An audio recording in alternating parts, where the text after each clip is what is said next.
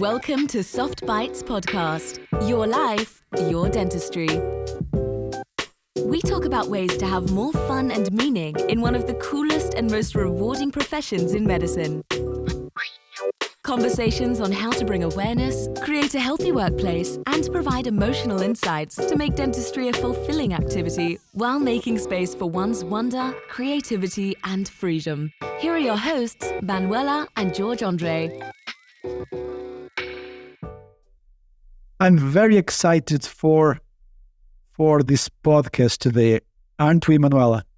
Yes, hello everyone. Welcome to Soft Bites Podcast. Hello, Andre. And today we have a very special guest. So welcome, Mehy. And Andre, you do the honors. I was really looking forward to get this guy on the podcast because we've been talking about how cool is the stuff that he's doing, isn't it? It's so fresh. It's so new. It's exactly what I think that the kind of vibe that dentistry is needing. And we were talking about that we need this kind of stuff in pre-grad education in dentistry. But of course, it's about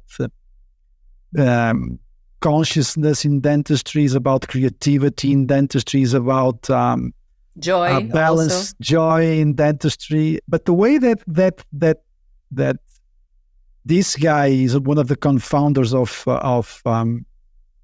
Global Dental Collective, the way that they are doing it is so sexy and so attractive. It's so cool. So I'm really, really excited to have Mehy Lo Presti. Did I say that right? Yeah? You said it perfectly. Thank you. Thank you so much for coming here. Really, we are so curious. Of what is inside that brain that was able to have this vision. Really, I'm so excited. I'm so looking forward to this. My wife says the same every single day. I would like to be in your brain one day. You know, I was like, I'm not sure that's a good idea, but yeah, I don't know. It's no secrets here. So cool. So tell us a little bit about your background and how did you end up in dentistry? So I have a Middle Eastern dad. My dad is Palestinian. So as I don't know if you know, but there are only three ways in Asian Middle Eastern family. You can be or a doctor, or engineer, or a failure. And I was being like, I asked my dad that I think I want to do fashion illustration.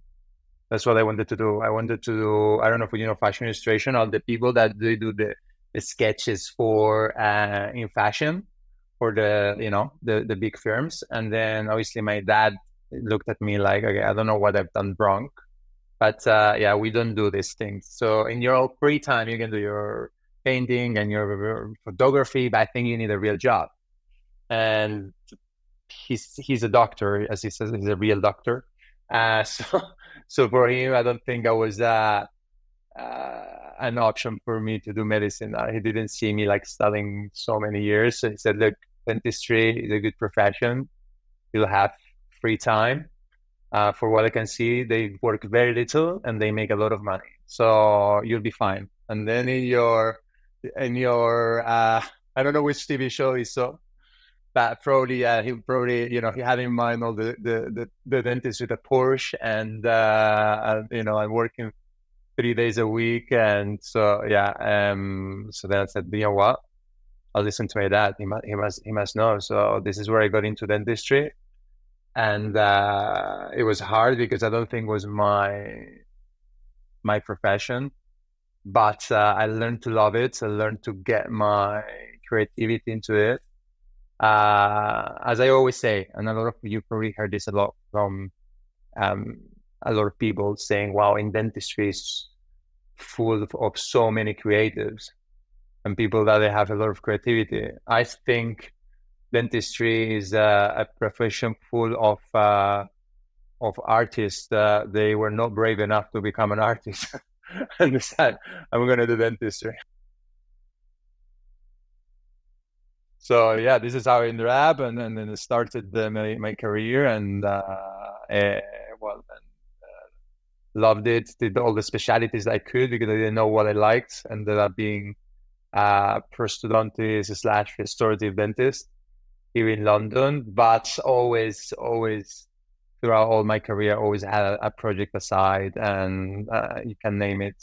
There was always something that was in my head to parallel to dentistry. So let's go on Global Dental Collective. So what's the story behind it? How did you create it? Not alone, we know, but how this came up? Global Dental Collective and Dentorama, because I'm really looking forward to hear how this was born. So Global Dental Collective started just as an experiment. My best friend and I, my best friend, he works in music. He does music studios in shipping containers, and he has a record label, organizes festivals, and we always shared, the dentistry needed a shift. Dentistry was could be very toxic, and dentistry, and especially healthcare events, they were very, very boring.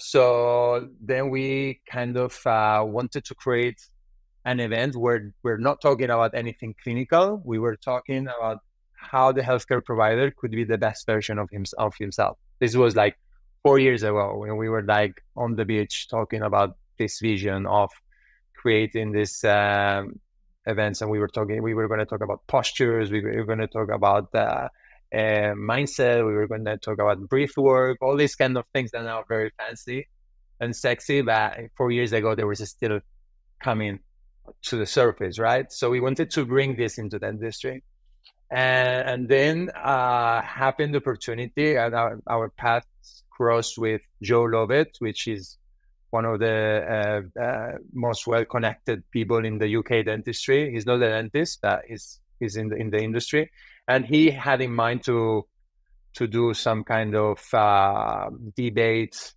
and bring people together and discuss different topics.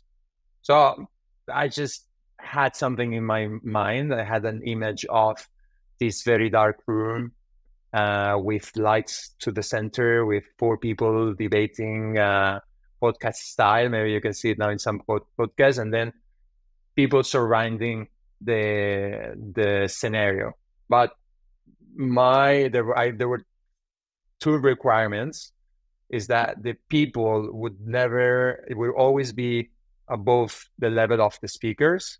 So I hate going to places and just looking up to someone, and then you might fall asleep. So everyone needed to see each other's faces, and there always needed to be an elevated surface for the audience, and the speaker was going to be in the middle, almost like a Roman circus. And then we were going to talk about anything. We started talking about sustainability, about social media, about mental health, and we created this magic room with 150 people. We brought 12 of the most brilliant dentists in UK. And the fun thing is, no one knew what we were going to do. That was the first event, called the debate. So it was a bit hard to explain to people what we had in mind, and even it was hard for me, to my team, to explain them what we were building. We had just a warehouse, and that's it. We had to hire the chairs. We were building everything from scratch. And then happened one of the most magical events ever. We created without knowing, we created an ultra safe space where people started sharing, very deep stories. Some people, they were sharing even their darkest moments in their life. And we were managing it all with a tempo of music, of lights, of voices, and the magic happened. And we didn't know, about people were like, okay, this is what we need. We need a space where we can open up, we can share, we can discuss everything that we can't discuss in our workspace or in the media or with our patients. So that's how Global Dental Collective was created, and then we had to continue. People were asking for more, so we did another one, and we were trying to change things all the time. And after the second debate, people were like, okay, what's next? So we had to twist. This is the problem that we had, that we always needed to innovate in whatever we were doing. And this is why it's one of the reasons that you can go through our Instagram and you can almost see like layers of what is being happening, because every time we're changing and trying to bring something fresh. So I try to bring people from all the different industries. So there's people working with us from fashion, from theater, from there's people from music, and everyone brings whatever they got from that field. And this is why probably you can see that blend of different fashions and industries. And Dentorama was, it came to us the idea of creating a theatrical debate, which exists in theater, where the actors, they're interrupted by the audience, and the audience basically decides how the scene will finish. So I had to bring this to dentistry and shift it with an educational side, because we wanted to show the reality of dentistry and what happens in the rooms. But we also needed people to learn from it. So this is where I had to bring a panel of experts that could basically talk about the comedy that they just saw and the craziness that we can all relate, because happen in our day-to-day. So that was the idea behind Dentorama. Dentorama was a drama, which is real actors playing real life scenarios that happen in a dental clinic. It's all in a comedy, all written by the super talented Nicole O'Neill, which she's an actress and theater director. And now she's actually a dentist.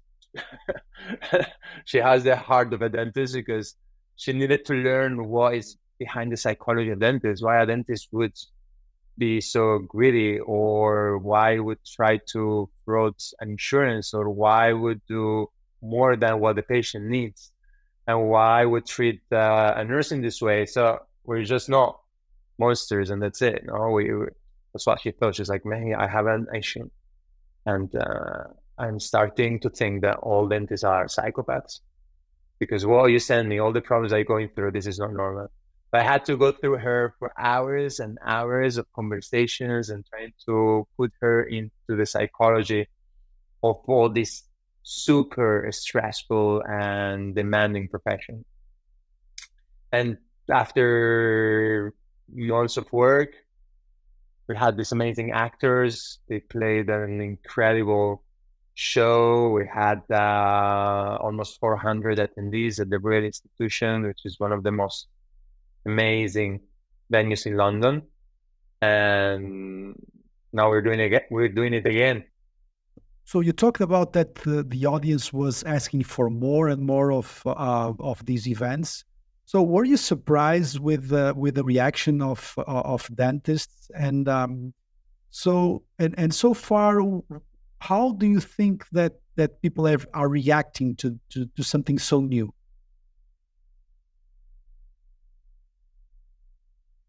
So I think people were missing something new. They were a little bit bored of going to the same kind of conference all the time. So in a way, it was, it's sad to say, but it was a kind of easy to surprise them, because they've been seeing the same for the last 20 years. So I think it was always a bit of lack of creativity on all this kind of events or get together, and probably, I don't know, I think also the big companies were taking us for granted. But I have to say, it's not easy. Like when we started, we were bold. We didn't have to prove anything, and for us, it wasn't about. We were just experimenting. And when you want to collaborate with companies and you want to when you need to comply with some specific expectations, then it becomes harder. So it's great. It's great what we saw. It's great that we people found it amazing, and I think it was just a white canvas where the ingredients were the great ones to create the atmosphere. And luckily, what I had in mind, it happened exactly how I planned it. And but I mean, you've run events, and it's almost like almost a lottery.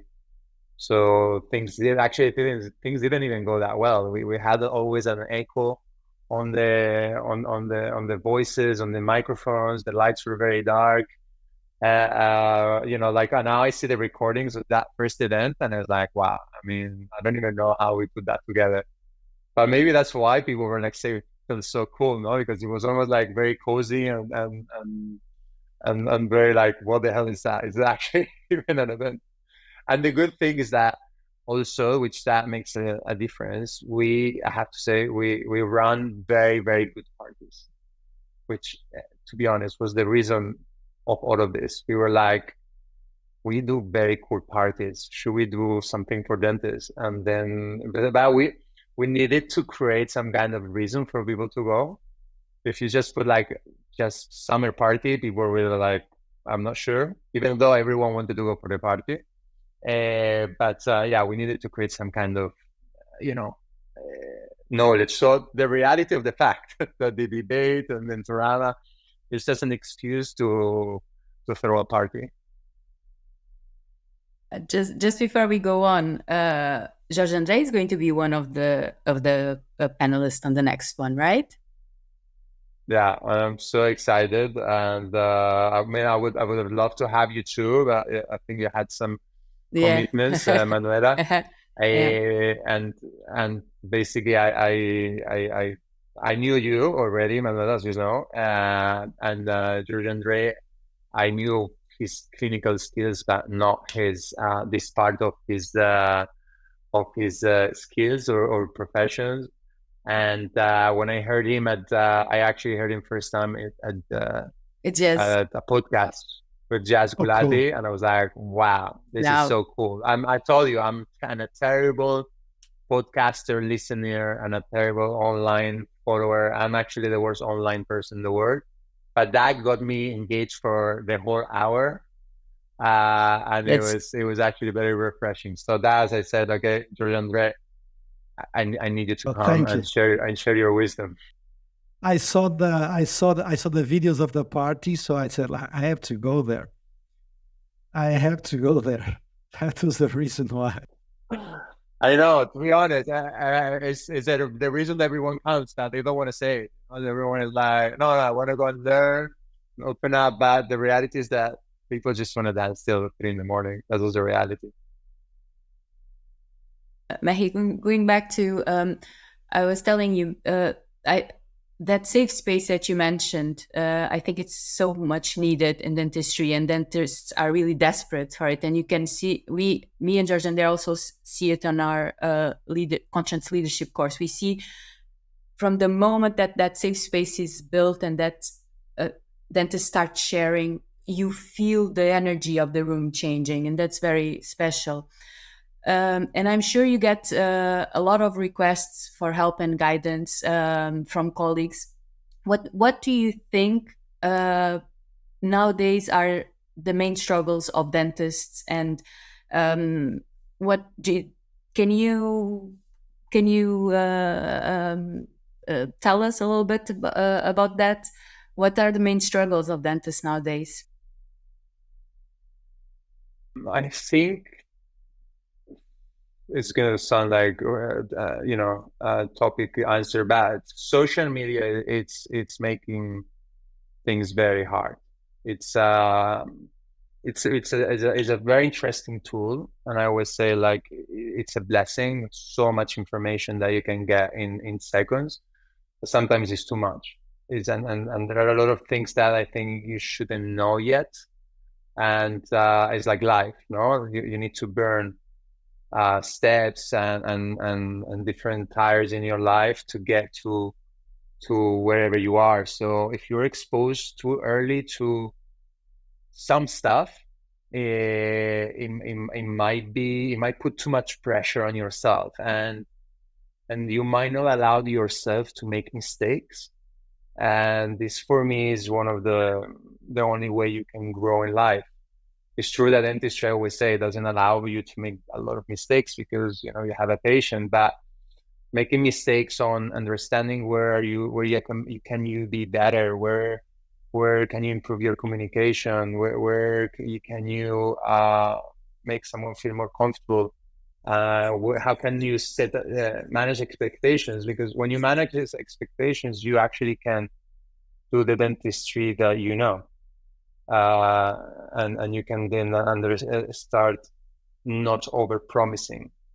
So it's very hard for a 23-year-old seeing all this fake reality that we are all posting. We all do, and I always say, it's just social media. You need to decide who you are in social media. Which actor are you going to be there in that parallel world? And as far as you know that, then things might go better. But if you want to think that whatever you see is actually what is happening in real life, and then you actually try to put it in practice in your life, you are going to fail. You can't deliver these results every day. You can't have a perfect life every day. You can't having a super green smoothie and eat in the best restaurants every day, So that is very hard for me, and I'm so glad I didn't have social media when I was a teenager or a kid, because I wouldn't be who I am right now. And I personally struggle a lot with social media. For me, it's been like hard to manage. I at some points I lost the reality, the point of grounding and see where I am, and then I kind of like felt anxious because or I wasn't in that level where I should be, apparently, or I wasn't making so much money, or I wasn't going to Maldives enough times of the year. So so all of that was for me like, oh, am I actually doing enough? And at the end of the day, just realized that was making me happy is arriving home and sounds very typical, but open a beer, have a conversation with my wife, and not to have to think about anything in the world. And when I actually do these disconnections of 2 or 3 weeks without social media, I mean, honestly, I'm another person. So that for me is I feel bad for this young generation that they have to have this in their life, apart from dentistry, which is the highest expectation possible that you can have. You're not allowed to make mistakes. You are an entrepreneur from day one, something that we don't understand yet. We think that we work for someone else and that's it. But this is not true. We are entrepreneurs as any other business, and it's already hard enough to add that ingredient of expectations and fake lives, as I call it.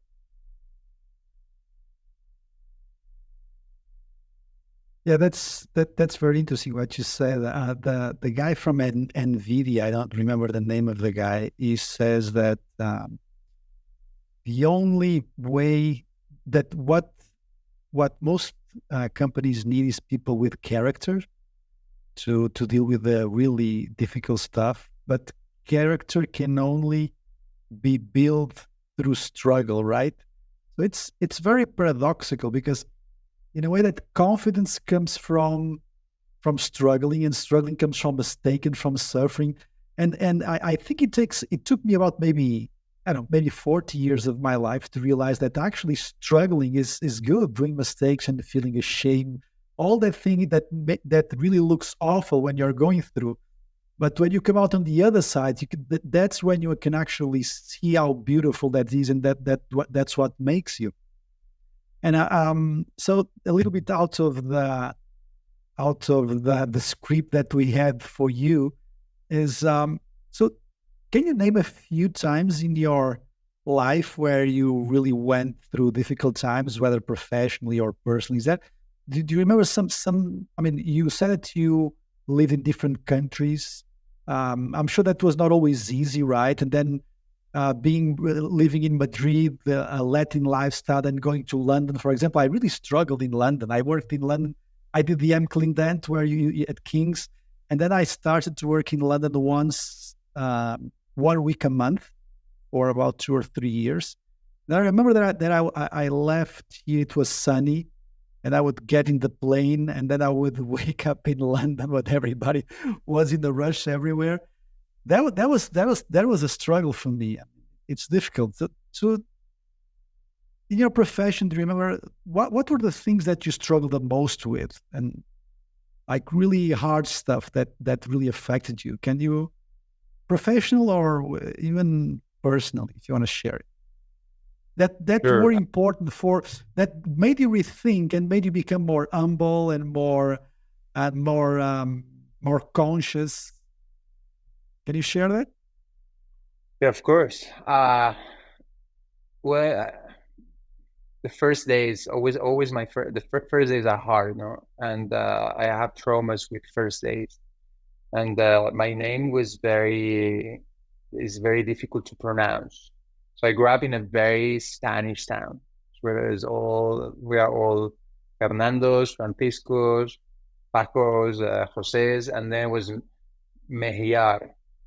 And every first day of the year, they were passing the list. And they were like all through Andrea, Miguel, Jose, and then they were stopping on my name. And there was a silence for seconds, and the teacher couldn't pronounce my name, so everyone was laughing. And I always had that trauma of like, oh no, I don't want to have the first day where I just want to pass that moment of presenting myself. And that was since I was very little, till all my life. So every time I was starting a new job and something new, and in the first years I was like, even introducing myself to my patients, were like a bit like, I always had like I have to introduce myself, and I need to say who I am, and I don't want to answer uncomfortable questions. And but that made me realize, and that made me love myself way more, and go through a moment of like, you're Mehy, you're here to help people love you, and that was happening, at the end of the year, where I had more friends than anyone. And so it was just that moment, and I had to go through that every single day of my life at the beginning. And coming to London actually helped me, because no one is from here, right? So everyone has weird names, and probably I had the easiest name, Man Pound. So I was like, great.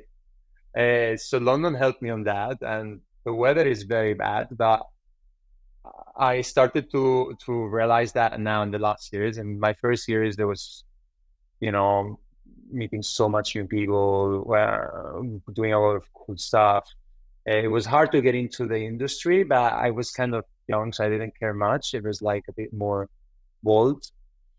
But then COVID was actually a good moment for everyone to stop and reflect. But coming back from COVID was hard for me. Coming back on those conditions without being able to practice dentistry as you want, it was a bit of a struggle. And I think I went through a moment of I can't do this anymore. I'm just like, I don't think it's worth it. I don't think I'm helping enough people. I don't understand why I'm doing this. So I went through a program with this, and I actually came across programs like yours, Manuela, and also I came across a program that Kyle Stanley does, which is Lightsiders. and actually that, I started doing it, and kind of helped me to reflect the stressful factors. And then I started having these calls every 2 weeks with him and a group, and talking with a group of 20 different dentists. It was just a Zoom call on Friday evening with the majority of them in the States, and just sharing that. It's All the these safe people were space going that through we were things. talking about, right? It's that space. Yeah. Yeah, having that safe space where you can share and no one is judging you. And it's such a outdated and conservative profession, right? And that patients don't allow you to make mistakes. They don't want to see you having a bad day. And also the rest of the industry doesn't really allow you to have that moment. So that helped me a lot, and I kind of went through it. So that was good. That was amazing. And probably one of the worst moments I had was just a year ago.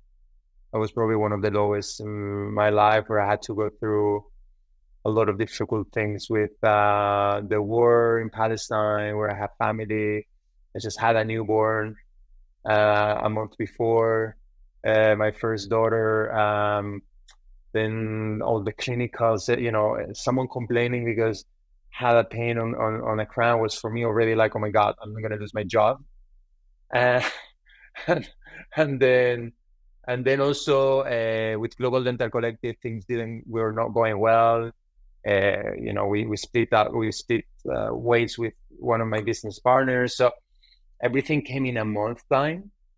And that was basically one of the moments I had. I said, okay, I have to. I asked my wife, which she was still recovering from birth. It's like, okay, I need you to take over this situation, because I'm like, I can't function. I just literally blocked. So I kind of did a very strong therapy, and helped me to reconnect and to reset, and then still obviously recovering, but also this events, the community kind of helped, and I think now I'm much better than a year ago, but still recovering. Yeah, because your role is much needed, but we'll talk about one of that, something about that soon, because your role and things like Global Dental Collective, they are needed. You have to be aware of that. They are really needed. Changing gears a little bit. So how do you see this all, because you live in London, this all NHS thing, the transition that so many dentists are doing from NHS to private practices, and the struggles that dentistry, particularly in the UK, is facing. How do you see all that? Because I think that's like a hot topic at the moment in UK, right? Yeah. You're gonna put me in a problem there, but I'll give my I'll give my opinion. Well, I think honestly, I think NHS it's a very generous system, but unfortunately, it's not sustainable. It's impossible to maintain. The design that was done and the idea that how it was created, the NHS dentistry years ago, shifted, and I honestly don't see a solution. So it's I think it collapsed years ago, but obviously COVID made it faster.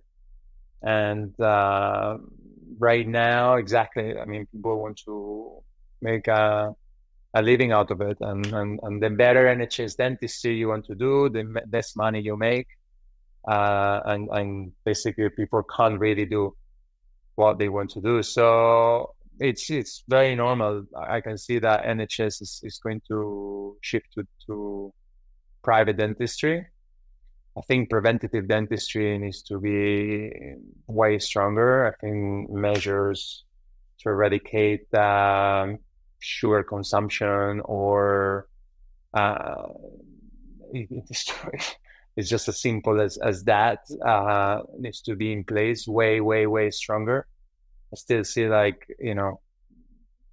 hundreds of thousands of kids exposed to have a terrible dentition through the years, and then we blame the dentist, we blame the system. At the end of the day, we're not giving enough tools to the population to avoid having these issues. Accidents can happen and then she should be covered, right? But all this day-to-day dentistry that can be avoided and that can be avoided with education and eradicating, just one of the things that I think is key is, for example, sugar and a better diet. This is one of the probably the solutions to reduce patients in the NHS, because this is the idea. We need to reduce the amount of people using NHS and any national healthcare system in the world. But I have an idea about healthcare in the world, which is probably not the best usage of it. And I think obviously we all know that there is a lot of interest for people still getting ill and sick, and this is basically what needs to happen. So of course now, like you can see, corporates taking over, insurances are going to take over, as happened probably in other countries like in Spain. They're going to provide these services to patients where they're going to be paying a monthly subscription, and they will be accessing to these treatments that NHS can provide. So they'll get it into under an insurance system, which we can see in Spain that also didn't help much. So let's see. Yeah, and how do you see this whole trend towards easy fix cosmetics that's being so heavily marketed in not only in dentistry but in cosmetic medicine? And also, of course, that's very driven by social media. How do you see this? Is this good? Is this bad? Is this probably something that we could not avoid? Is this just a transition period that eventually it will be balanced between health and cosmetics? Because as you were saying, prevention in dentistry is very simple. The concept is very simple. You just reduce the sugars.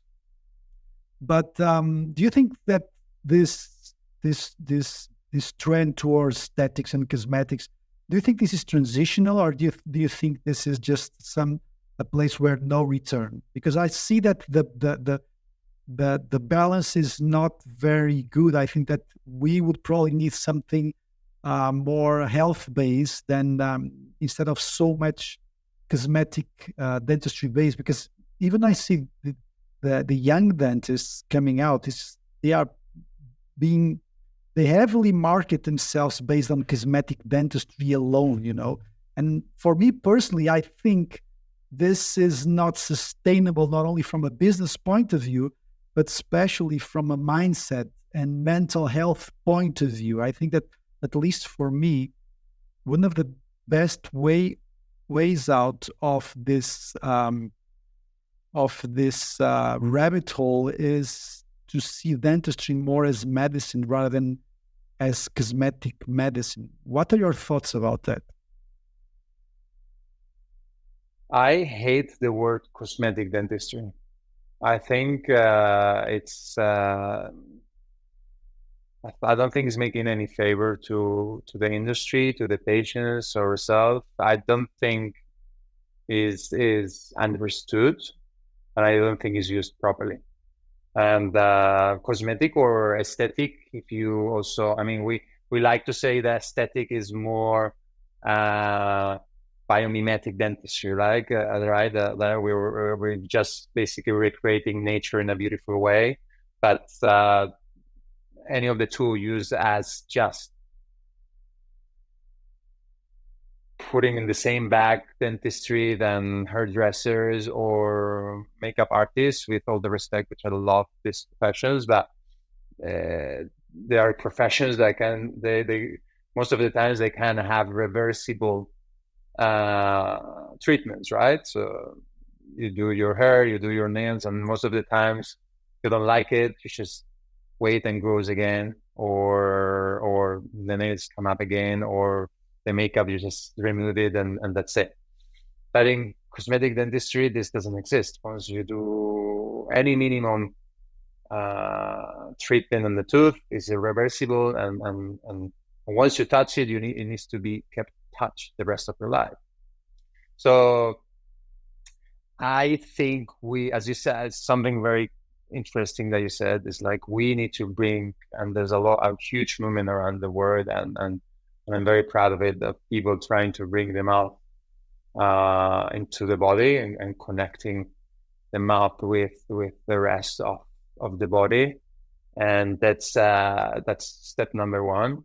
And step number two is as industry, knowing that, the secondary effect of a good treatment and a good comprehensive treatment, it's a nice cosmetic result, if you want to call it cosmetic. But we can't do cosmetic dentistry by itself. It just doesn't work. It's not sustainable and has a caducity time. So as far as we make people aware of it, but cosmetic dentistry, unfortunately, right now the fashion is having, Hollywood and the media decided or the TV shows decided that super white teeth is the cool bit. Like it was, the big lips or pointy hair at some point, or big shoulders on the jackets.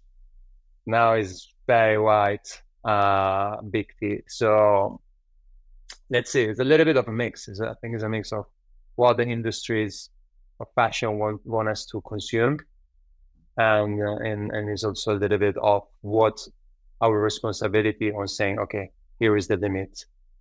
This is what we can do, and this is what we can't allow to do.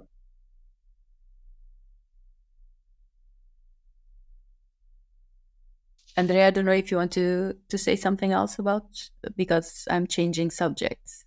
No, it's fun. I completely agree with you, and I think that we are in a very I don't know if it's a turning point or if it is a critical point, but I think that the times that we are living, it seems I have this notion that something is about to shift because it has to, because it's and this is a point that I always bring up. It's of course in the patient's interest, of course, but it's also in terms of the mental health of dentists, because I don't think this race to the bottom is sustainable throughout a career.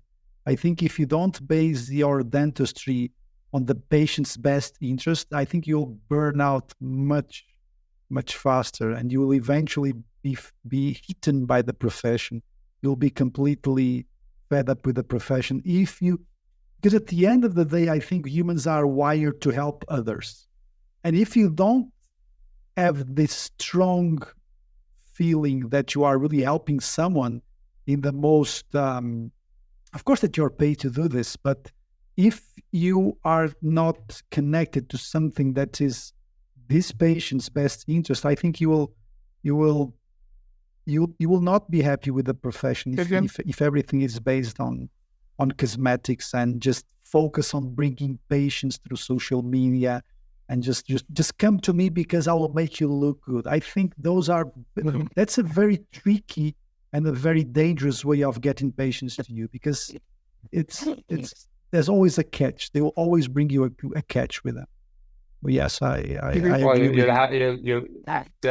I mean, I think you'll have to be aware of the kind of patients that you'll get, and if this is the kind of dentistry that you want to do, then I mean, no one is stopping it, so it's not like you're doing something illegal at all. Yeah. But it's very interesting because I when I think to myself, and of course you can say, well, everybody's different. There are many people that are happy with this, and I don't want to call it, but I will call it this very shallow patients, right? But I think that at the end of the day, we are all humans, and I think that if you don't have that even the slightest human connection with the patient, that the patient feels that you are doing something good for them, and if the relationship is based on cosmetics, I think it's very it's very easy to that the professional relation falls apart, and that there is problems, that there are issues, litigation, stuff like that. If you don't have time to make, and I understand that in the UK it's different. That I mean, you were born in Spain, and people are different, patients are different. But even still, I think that needs to be that human factor. At the end of the day, you are a healthcare provider, and as you well said, you are not a hairdresser, with all due respect. But hairdressers, they do what they are told to do. I want to have my hair blue, so you'll paint it blue. But it's very easy to burn out in those sorts of professions. I mean, if you talk to a hairdresser that has been in the game for long enough, it's very similar in the way to dentistry. They easily burn out very quickly because they are always trying to please someone that sometimes it's impossible to please. And I think that in the long term with dentistry, and if we mix that with all the other things that we know about dentistry, and there's a friend of mine, Alok, he says that dentistry is a bunch of people, is a bunch of scared people inside four walls with a bunch of people with sharp instruments. So it has a recipe for disaster. And if you had that, the fact that someone is coming in because they want to look good, or they want to look like Angelina Jolie or like Brad Pitt, because some of these patients, that's the kind of pressure that they bring to you. The relationship starts to be very shallow, very superficial, very, very fake. And I don't think, even if someone is completely different from me, I think that in the long term, you are going to pay the price mentally from that. That's what I think. That's the thing that I see in the long term. And I think that most of the people that work a lot into cosmetic dentistry, you will see that during their evolution of their career, and you have typical examples like, for example, Christian Kochman is much more into comprehensive dentistry. Carl Staley is much more into mental health, because I think these people realize that it's not sustainable to live dentistry from an aesthetic point of view. It's not mentally sustainable. This is the way that I see it. And I'm sure if you no, I mean, you can see it when people have like amazing teeth and they age, the rest of the body age terrible, no? And you can see like that person that is like destroyed from any possible angles, terrible posture, terrible skin, still smoker, but super cool teeth, and it's like, okay, this doesn't feel right. So yeah, I agree with you.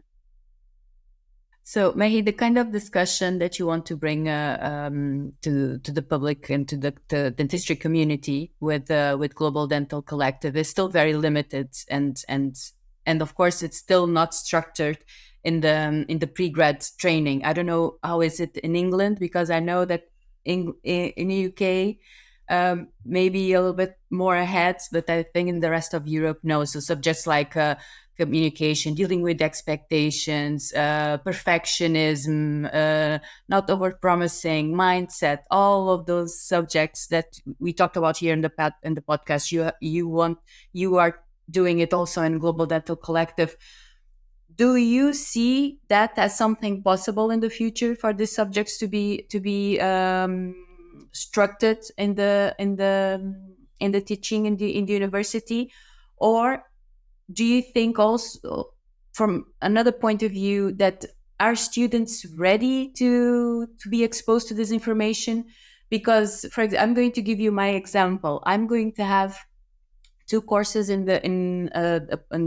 two different universities in Portugal. One is a 2-day course about mindfulness in dentistry, and another one is soft skills in dentistry. One in Coimbra and another one in Lisboa. And we make special prices for students. And the fact is that they are still not interested on that, because their main focus is on the technical part. And I myself, I usually have colleagues approaching me, the younger ones, when they are about 1 year of the profession, when they start to see, okay, wait, I need something more than the technique. So what is your opinion about that? Do you think that in the future these subjects will be part of the pregraduates in the universities, or there is no space for that? Or maybe there is even no they are not available still for that kind of information, because the technical part is also overwhelming in industry. Yeah, that's a very, very good question, to be honest. And I think the students should be exposed to be ready to what they're going to encounter. And I think they should be ready to understand what is this profession about. I think they should be exposed to, you're going to have a hard time, but there are tools available. And this is where you should get them when the time arrives. The problem is that right now we just, tell them this is a great day. You have to, there's a mouth, this is the patient will open, you put anesthesia, do the fitting, charge him, and that's it. And if they have pain, then X, Y, Z. But there is a lot of things around it. And it's like, well, how to talk to your nurse, how to talk to your boss, how to present yourself, how to go home and disconnect. So I think there are things that obviously experience will tell you and will show you. But I think it's crucial to show the place where to go to these students. And this is where universities, they should be ready, and they should be not sure, as you said, an undergrad, because an undergrad, even if you show him on the best surgery in the world, they're not going to understand it. We right now, I'm helping King's College to put a series of events during the year, and actually a week after Dentorama, I'm speaking with Kristen Coachman in front of 400 students, and we are exposing is about exposing them to what they can achieve and what is what they should look at. As a little bit putting a seed to this is what exists out there. And I'm from the belief that if you don't know about it, you will never do it. And I probably, if someone exposed to me design or how things are created when I was in high school, probably I would have picked that career.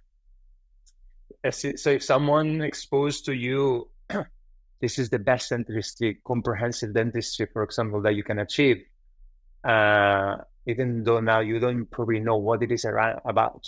You might even think like, which dots, which, you I don't know if you've done it, but I remember shadowing amazing professionals, endodontists, periodontists, restorative dentists, and I was getting so bored because I didn't really, you don't understand what you're seeing, and it takes time. And as you said, probably it's hard to do some kind of psychology subject about how to deal with a patient, because number one, you'll forget it. For me, university, the way that, for me, like the way things are taught in university is a little bit hard for me, and the way I learn. And I don't think I've used much of what I learned in 5 years of my career. But it's true that they influenced a lot the way I am and the way I practice. So probably not giving these super technical points, but at least make people understand, look, you're going to go through this.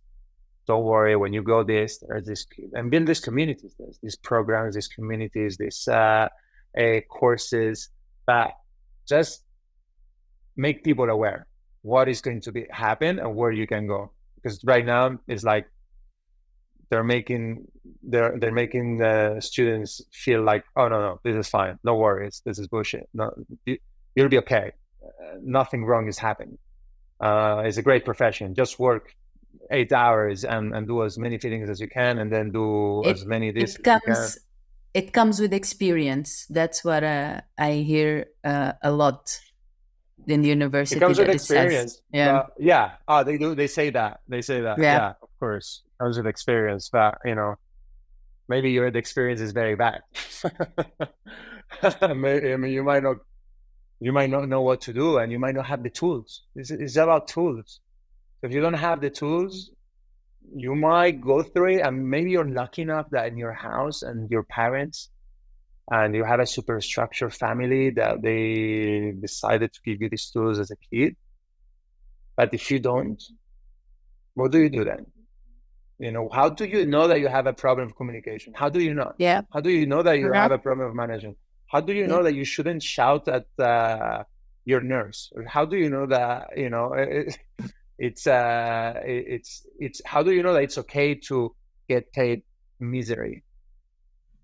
So are those things that I think it should be like, it's probably like a civic. I don't know if there is this subject. Sometimes some schools they have it, and there's like a civic education. How to basically interact in society. What you should be doing. If you see a light on red, you probably need to stop. You see, so just basic notions. If you feel in that way, it's normal. So probably you should do this. It's just notions. I don't think you should go very heavy, because, as you said, you might not even know what you're talking about. As anything, your kids, anyway, they're kids, 20-year-old kid. I mean, you said something that grabbed my attention, which is maybe you grew up in a family that was highly structured and gave you all those tools. And I see I'm thinking about three kinds of people. So number one was those lucky ones that grew up parents that really start to teach you emotional intelligence from scratch. And if I ever become a father, that's the thing that I would like to try to do. It's very difficult, right?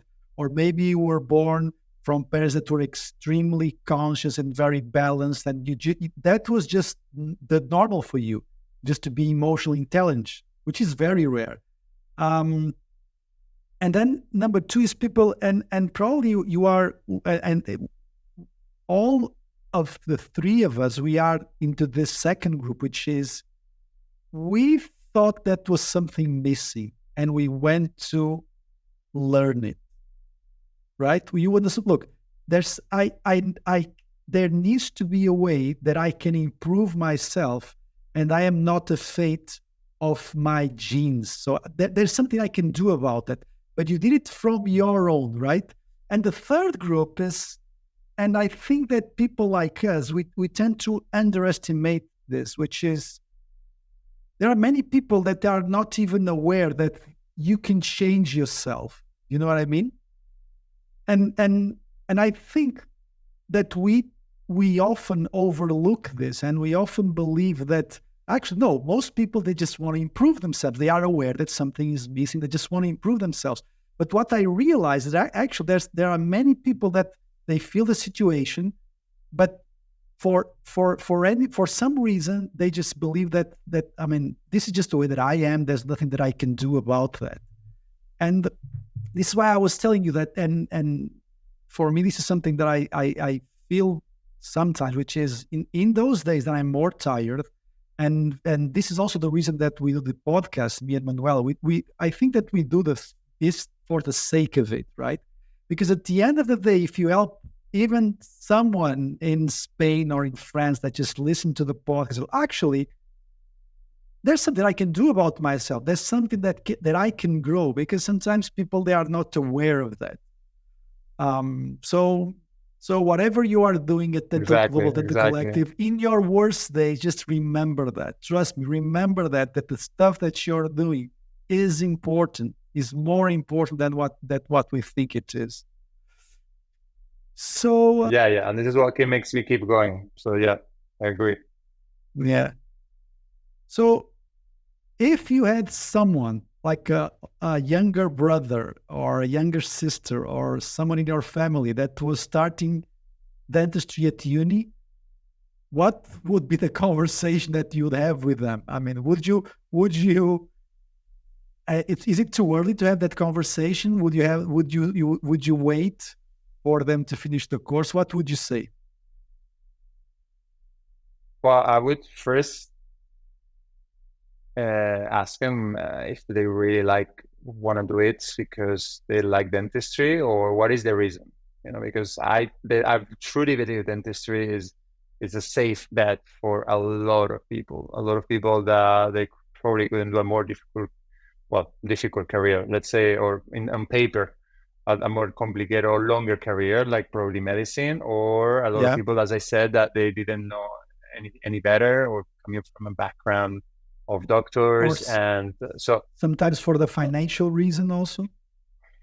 Financial reasons, as I said, is a safe bet, right? There is no dentist without a job that I know. So this is the question number one: why are you doing this? And this is a little bit like a marriage. Getting married doesn't make things better. So just make sure that all the problems and the reasons of why you're doing this are there. And you might not know, which is great. If you're just like, I want to explore, fantastic. But it's never late to try something else. And if you like it and this is what you think you can do, then it's an incredible profession. Is a very, very beautiful profession where there are no shortcuts. And there is no way of getting from A to Z in less years. Then there is no way. You need to allow yourself to make mistakes without harming anyone. And once you find what you like in dentistry, go for it. And it's the incredible thing of dentistry is that you can do many things in the profession. And something else, you might find endodontist very boring and very unsexy, but you might regret on your later, and you might want to be an endodontist because you see that, gosh, it's so comfortable. So it's like, don't put aside endodontist because it doesn't look very cool, but trust me, after that, they are the kings of the game, no? I don't know what you think about this, but now I see my endodontist coming in and out. I completely agree with you. Yeah? I think we all start to hate endo, but then actually, these guys, they get it sooner than we did. They understood it. They understood it. They're like, you go, do your artistic bit, complicate yourself. I'm gonna go there here. I'm just gonna hear, and just listen to my playlist, and I'll be fine. Exactly. Put the rubber down there. Guy can't talk. Send it back. You did with it. You did with a beautiful crown. I've done my thing. Exactly. So that's what I would say. Don't put the endo aside. It might be actually the best thing you can do. Not like George, Andre, and me overcomplicating our life. Absolutely. You might not have too many followers, but it's fine. You like it, you want that.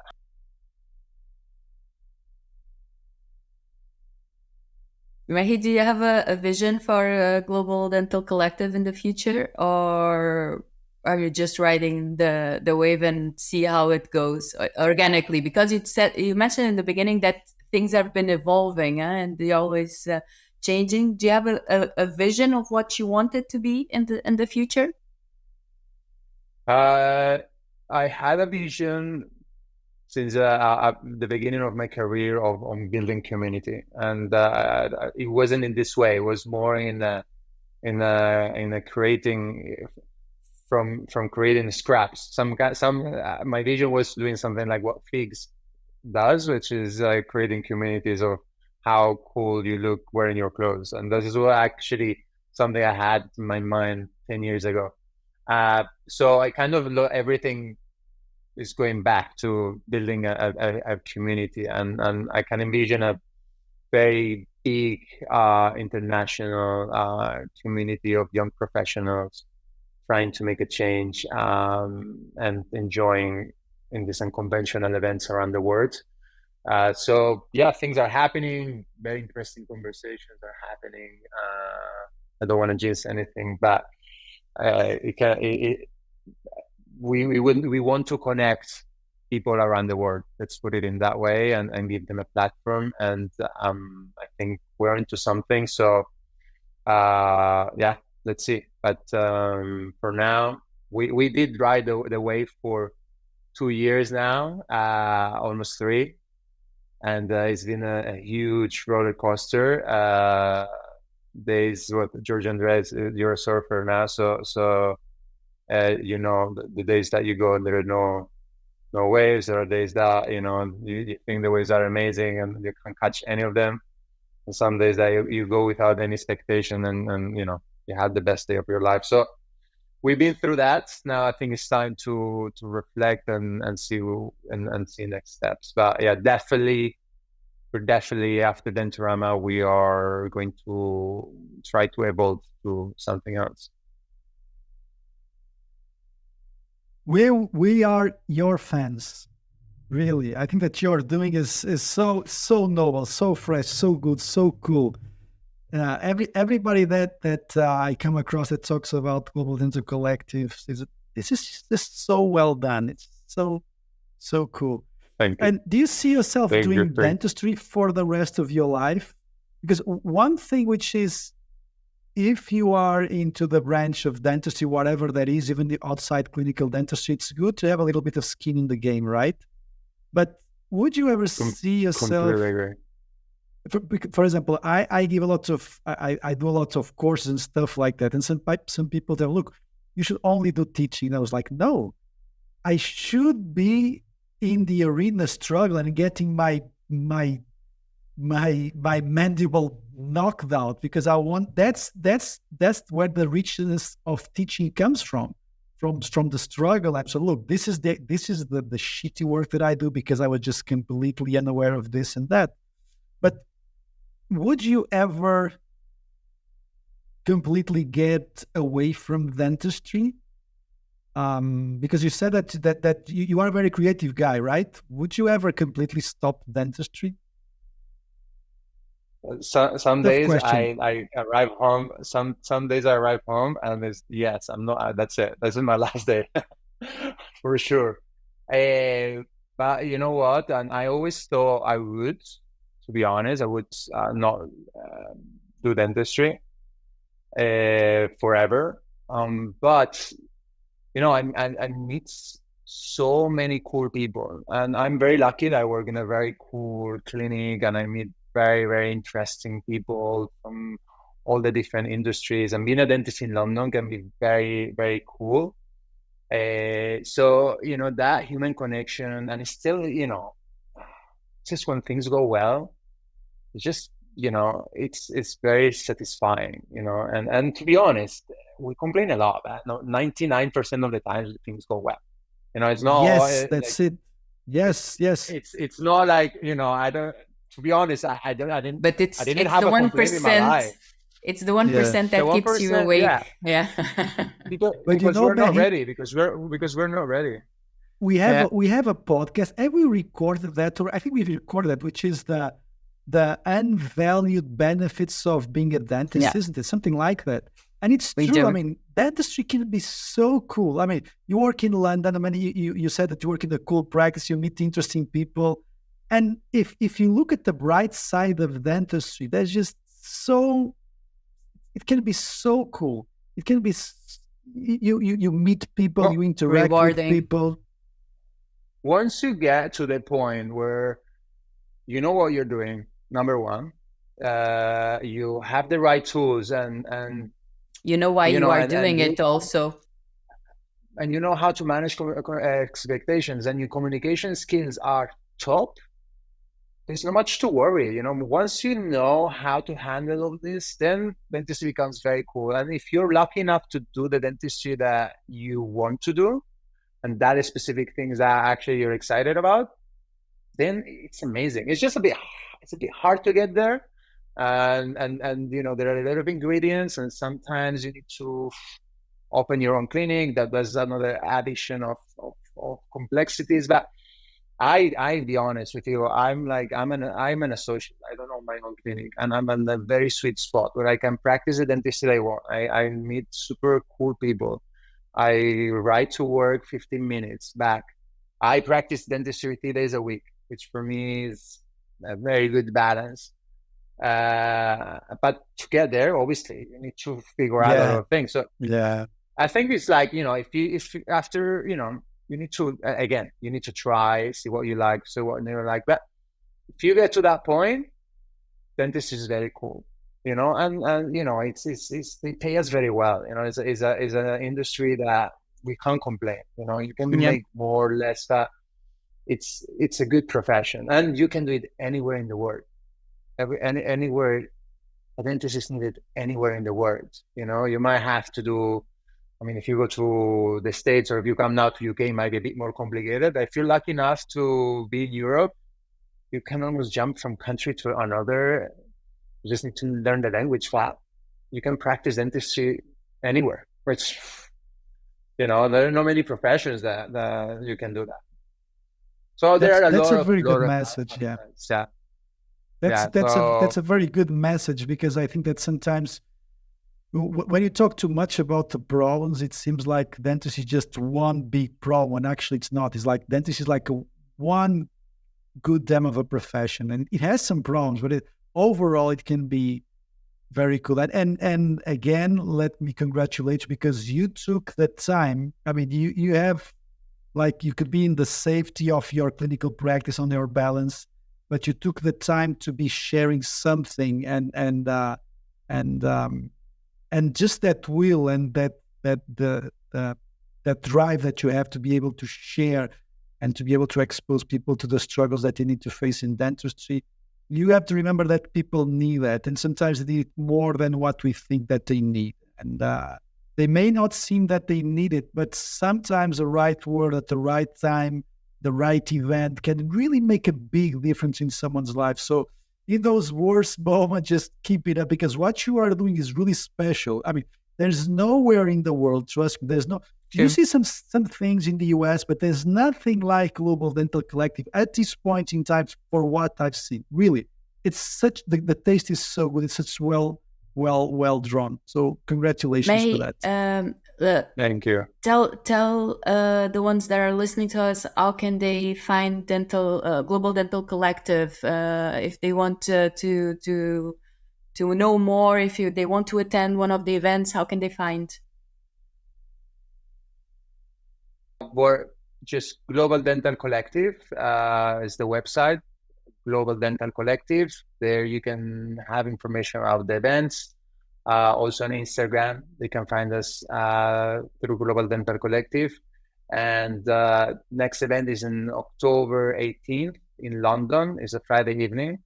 We have people flying from Portugal, so there's no excuse. We have George Andre coming the same day, but also we have some attendees that they've been coming from previous years, and now they are fans. So it's an easy flight, Porto or Lisbon to London. So we are there. We're very active on social media. As if you follow us, you'll see that. We try to bring some education, talk about the events, talk about what we learn on these days, and so online for now. Maybe we're exploring new routes of communicating with the community, but for now, online is the way. Mm-hmm. Okay, I will leave all the contacts also on the episode notes for the ones that are interested. Thank you so much. Thank you so much. Thank you so much for spending your time with us on this evening. It was lovely to meet you, and all Keep up the good work. It's very needed in dentistry. Congratulations, and thank you so much for Likewise, your time. Your guys very inspiring. So thank you for your work. Thank you for listening to the Soft Bites podcast. We would love to hear your thoughts on this episode. Please leave a comment or connect with us on social media.